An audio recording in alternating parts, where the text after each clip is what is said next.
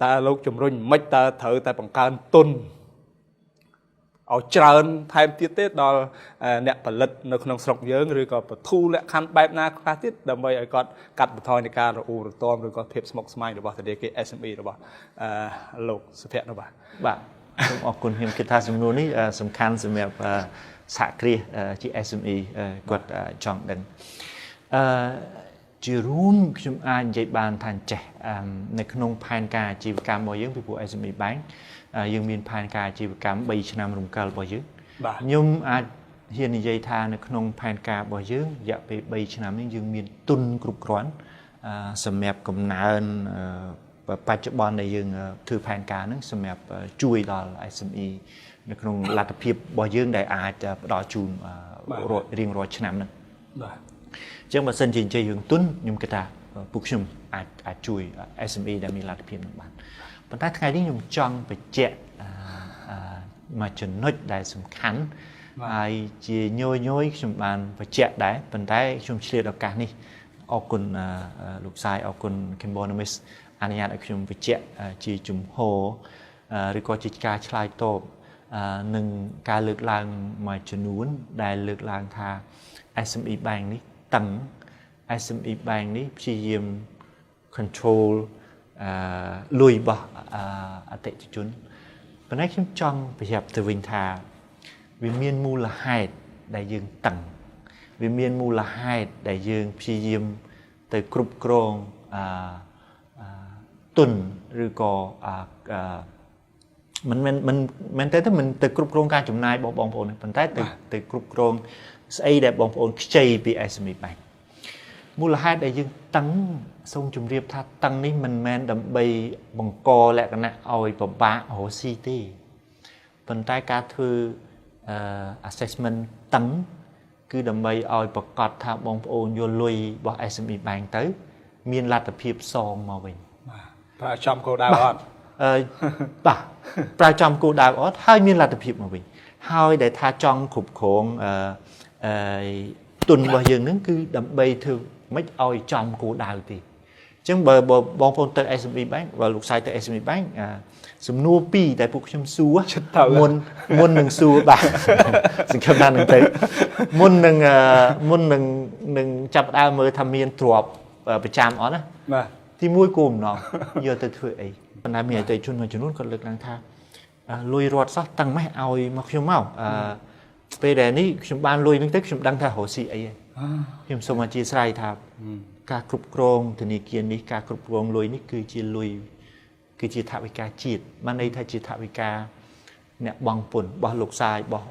បងប្អូនអ្នកមើលឬក៏របស់ខ្ញុំដែរអញ្ចឹងវាត្រូវតែជាការគ្រប់គ្រងមួយឲ្យមានតម្លាភាព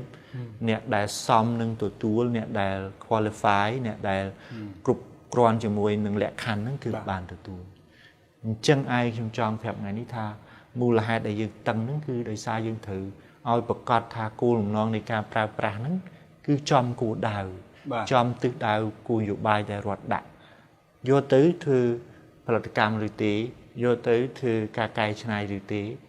មិនសន្យាមួយយើងខ្ញុំថាយកទៅកែច្នៃស្រាប់យកទៅទិញដីទិញផ្ទះដើម្បីទុកលក់បានថ្លៃមិនទេមិនអនុញ្ញាតអញ្ចឹងទេពីព្រោះវាចាក់ទងនឹង opportunity cost បើយើងឲ្យលុយនឹងទៅហើយវាខូចហើយឬក៏វាខុសគោលដៅជួនអ្នកផ្សេងដែលគាត់ចាំថាតើគាត់នឹងបាត់ឱកាសនឹងហើយអញ្ចឹងឱកាសនឹងត្រូវតែផ្ដល់ជូនស្មើគ្នាអញ្ចឹងត្រឡប់មកសំណួរវិញថាយើងបានកំពុងតែធ្វើអីខ្លះដើម្បីជួយជំរុញទី1ដូចខ្ញុំបានជំរាបអញ្ចឹងយើងបានព្យាយាមមើលទៅលើលក្ខខណ្ឌរបស់យើងប៉ុន្តែខ្ញុំបានបញ្ជាក់មិញហើយថាមិនមែនដើម្បីធ្វើម៉េចឲ្យយើងចេញឆ្ងាយពីការទៅប្រកាសថាប្រើចំគោលដៅប្រកាសថាលទ្ធភាពសងមានទេយើងកែសម្រួលយើងសម្រួលវាក្នុងន័យថាឲ្យវាកាន់តែខ្លីជាងមុនឲ្យ assessment របស់យើងនឹងកាន់តែមានប្រសិទ្ធភាពជាងមុនទេទី1ទី2យើងនៅបន្តការលក្ខខណ្ឌអនុគ្រោះមួយចំនួនខ្ញុំលើកឧទាហរណ៍ថានៅក្នុងវិស័យខ្លះយើងបន្តលក្ខខណ្ឌអនុគ្រោះក្នុងការឲ្យគាត់បង់តែការមកវិញទេរយៈពេល1ឆ្នាំ2ឆ្នាំដំបូងដែលយកលុយយើងទៅនឹងយើងអនុញ្ញាតឲ្យគាត់បង់តែការប្រាក់ទេខ្ញុំលើកឧទាហរណ៍ដូចជាគម្រោងជួយប្រតិបត្តិការទេសចរនៅខេត្តសៀមរាប ចឹងមួយឆ្នាំពីរឆ្នាំដំបូងហ្នឹងគាត់យកទៅគាត់បង់តកាមកហើយសល់5ឆ្នាំទៀត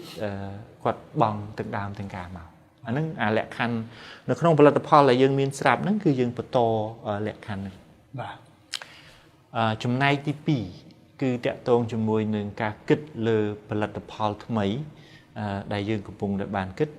យើងបានគិតលើផលិតផល2ដែលយើងគ្រោងនឹងអនុវត្តក្នុងចុងឆ្នាំហ្នឹងឬក៏និយាយបានយ៉ាងគេថាធ្វើតេស្តជាអភិក្រមរបស់ SME Bank យើងនឹងចាប់ដើមក្នុងរូបភាពមួយតូចហើយបើវាមានប្រសិទ្ធភាពយើងនឹងពង្រីកវិសាលភាពវាកាន់តែធំយើងអត់ចាប់ដើមភ្លាមធំទេពីព្រោះយើងយកអភិក្រមរបស់ដូចរាជរដ្ឋាភិបាលដែរយើងចាប់ដើមតូចបើសិនជាវាមានអីត្រូវកែតម្រូវយើងកែតម្រូវទាន់ហើយវាអត់ចំណាយខ្ជះខ្ជាយទេយើងធ្វើដូចគ្នាអញ្ចឹងផលិតផល2ដែលយើងកំពុងគិតគូរនេះគឺទី1យើងនឹងផ្សាកលបងចំពោះអតិថិជនណាដែលមើលទៅគាត់មាន credit ខ្ពស់មានលទ្ធភាពសងខ្ពស់យើងអត់ត្រូវការទ្រព្យប្រចាំទេបាទប៉ុន្តែអីដែលយើងត្រូវធ្វើយើងត្រូវសហការជាមួយយន្តការរបស់រដ្ឋមួយទៀតយើងហៅថាយន្តការធានាទ្រព្យធានាអនុទានអញ្ចឹងគាត់ជាអ្នកធានាអនុទានបើវាខូចខាតគាត់អ្នកធានាសងជំនួសមកបែងវិញហើយយើងជាអ្នកធានាយើងអ្នកផ្ដល់កម្ចីឲ្យអតិថិជននឹងប៉ុន្តែគាត់នឹងជំរាបដែរថាជាទូទៅការធ្វើ assessment វានឹងអាចមានផលលំបាកចង់និយាយថាវាអាចវែងឆ្ងាយបន្តិចហើយវាអាចតឹងបន្តិចព្រោះយើងត្រូវយល់ថាពេលដែលមកអត់មានទ្រព្យប្រចាំបើសិនជាខូចខាតអីទៅគឺហានិភ័យធំហើយធនាគារទាំង CGCC ដែលជាស្ថាប័នទទួលបន្ទុករឿងធានាហ្នឹងណាក៏ត្រូវគោរពតាមលក្ខខណ្ឌរបស់ NBC ដែរយើងអត់អាចធ្វើអីប្រឆាចទេអញ្ចឹងវាជាកត្តាមួយដែលថាយើងនឹងអាចជួបមិនថាបញ្ហាទេប៉ុន្តែជាបញ្ហាប្រឈមរបស់អតិថិជនមួយគឺការធ្វើ assessment ហ្នឹងវាអាចយូរជាងមុនបន្តិចហើយវាអាចជាងតឹងជាងមុនបន្តិចចឹងអាហ្នឹងជាផលិតផលមួយដែលយើងបាននឹងកំពុងតែចាប់ផ្ដើមតេស្តហើយតេស្តផលិតផលរបស់យើងហ្នឹងផលិតផលទី2ដែលយើងគ្រោងនឹងតេស្តនៅចុងឆ្នាំនេះយើងហៅថាវាជា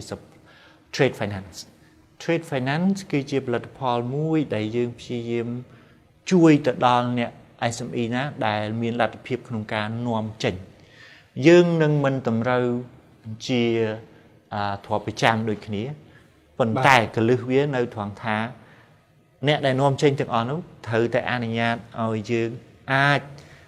control ការទូទាត់របស់គាត់ហ្នឹងពី supplier ពីអ្នកទិញរបស់គាត់ហ្នឹងបានន័យថាបើសិនជាគាត់នាំទៅស្រុកចិន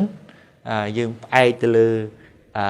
កុងត្រាដែលគាត់ធ្វើជាមួយដៃគូរបស់គាត់នៅចិនហើយយើងឲ្យទំហំឡូនប្រហែលទាំងតម្រូវការនៃការធ្វើកិច្ចសន្យាហ្នឹងហើយដល់ពេលគាត់ទូទាត់មកវិញវាត្រូវតែទូទាត់នៅក្នុងកុងធនាគារដែលគាត់បង្កើតនៅក្នុង SME Bank ហើយគាត់អត់ទាន់មានចង់និយាយថាគាត់មិនអាចដកលុយភ្លាមទេតើតែ SME Bank ដកចំណែកដែលគាត់ត្រូវសងជាប្រចាំ SME Bank វិញសិនទើបគាត់អាចសល់ជាចំណេញអីហ្នឹងទៅពួកគាត់អាហ្នឹងយើងអត់ត្រូវការ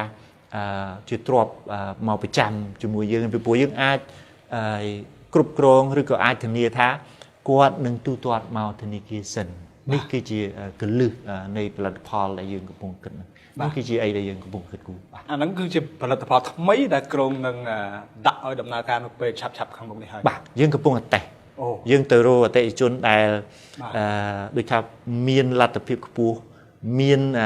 ដូចថាខ្ញុំបញ្ជាក់ពីខាងណាមាន credit ខ្ពស់ហើយយើងធ្វើការជាមួយគាត់បើវាជោគជ័យយើងនឹងអាចពង្រីកវិសាលភាពរបស់យើងទៅបន្ថែមដល់អតិថិជនផ្សេងៗទៀតបាទ